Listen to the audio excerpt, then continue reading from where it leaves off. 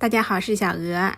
今天呢，分享一道地地道道的河南特色风味小炒，开胃下饭，可以说秒杀老干妈，而且比大鱼大肉都过瘾。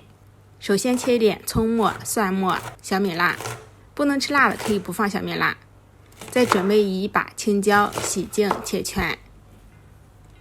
打入一颗鸡蛋，不喜欢吃鸡蛋的可以用清水，加入盐、生抽，再分次少量加入面粉，搅拌成比较稠一点点的糊状，大概像这种状态就可以了，不要太干，也不要太稀。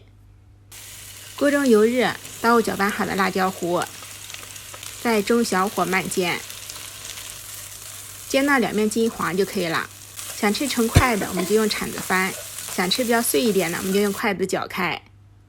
煎到两面金黄就可以出锅啦。不到3块钱就做了一大盘。这种面煎辣椒吃馒头超级过瘾，而且外面想买都买不到，只有自己做才可以吃得到。喜欢吃辣的朋友，下顿赶紧试下吧。